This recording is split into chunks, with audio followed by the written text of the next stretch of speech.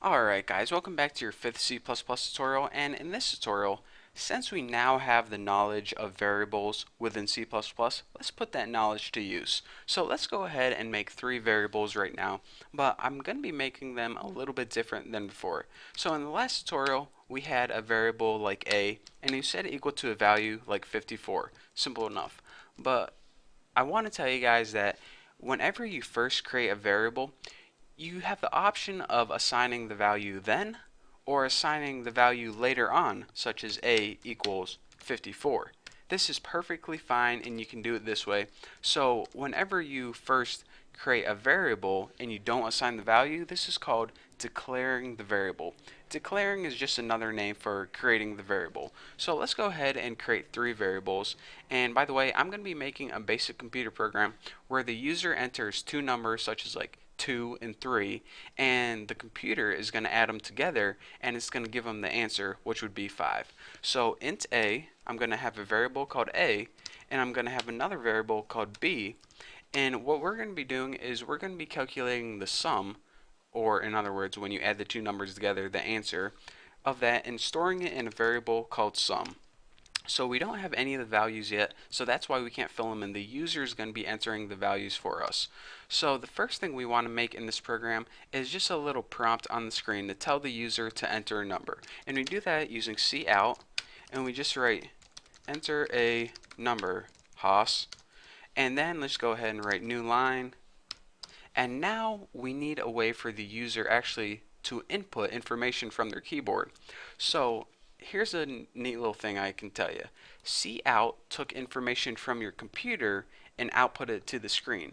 But anytime you want to take information from the computer, or excuse me, from the user and give it to the computer, you need to use cin. So cout basically takes information from the computer and gives it to the user. Cin takes information from the user and gives it to the computer. So if you write cin, and by the way, if you're taking a test, this is technically called the input stream object. And the little greater than sign is called the stream extraction operator. So, make sure to fill that out on your multiple choice if you're watching this in a C++ class or something.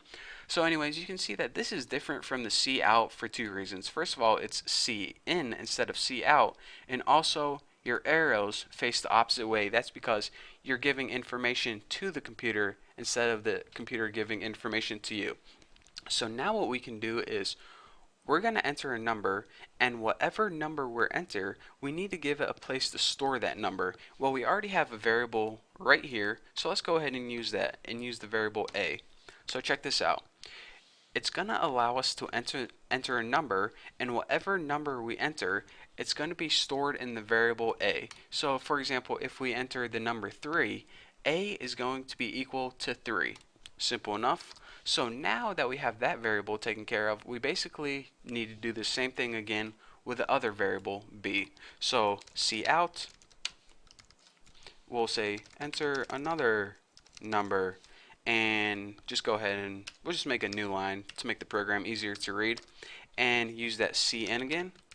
But now when they enter a number, we want that value to be equal to the variable b. So they're going to enter 2 numbers. One's going to be equal to a, the other is going to be equal to b. So now for the sum, we don't want them to enter a value for the sum. We want to calculate that ourselves. So in order to do that, just go ahead and write sum equals a plus b.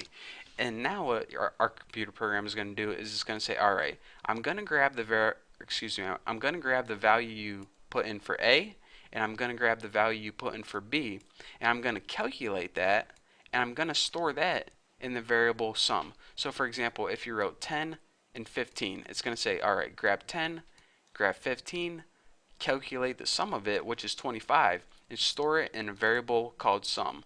So now the sum is equal to the answer, and all we have to do now is print it out on the screen. So cout, we'll just write the sum of those numbers is it the sum of those numbers are, or sum of those numbers is? I think it's is because it's one sum. And again, anytime you want to add more than one line of text, you could do it like this. You could write a new line and then print this out on another line, but I want to add it on the same line. So I'm going to go ahead and add another insertion operator just like that, and just go ahead and write sum. And then add another one and just go ahead and write end line, just so our program looks nice and neat. So basically, well, let me go ahead and run this, and I'll talk you guys through it after I run it. Our computer program says enter a number, Haas. I'm going to enter 50 and then go ahead and press enter. Once I press enter, 50 is going to be stored in the variable A. It says enter another number. I'm going to enter 32. Then I'm going to press enter, and that 32 is going to be stored in the variable B. Then it's going to make our calculation and print it out on the screen. The sum of those numbers is 82. 50 plus 32 is indeed 82. So remember, what we did is basically this. We made three variables that we're going to be using later on. The first thing it said is just basically a prompt. Enter a number. Then we entered 50. It stored 50 in the variable A using cin. Again, cin is a way that the user can give information to the computer program instead of the other way around. So now A is equal to 50. It gave us another prompt, and we typed in 32. Now B is equal to 32. So in order to calculate the sum, we took the sum variable and set it equal to the sum of 50 plus 32. So now sum holds the value of 82 or 83, whatever I typed in, I can't remember. And then all we did is we printed it out on the screen. And again, we could have wrote three different statements for this. One C out for this, one C out for this, one C out for this. But in order to save us some time, we can actually use this operator right here and print everything out on one line. So that is why our program ran the way it did. Again, let's just go ahead and run it one more time. Enter a number, 44 and 76, hit enter. The sum of those numbers is 120. Pretty cool, huh? So that's how you build a basic calculator in C++ using variables and cout. So now that you got that done, we can begin moving on to the next topic, which is I don't know. But trust me, it's going to be amazing. So you study this, and once you understand the basics of variables and cin, you're ready to move on to the next video. So for now, thank you guys for watching. Don't forget to subscribe, and I will see you in the next tutorial.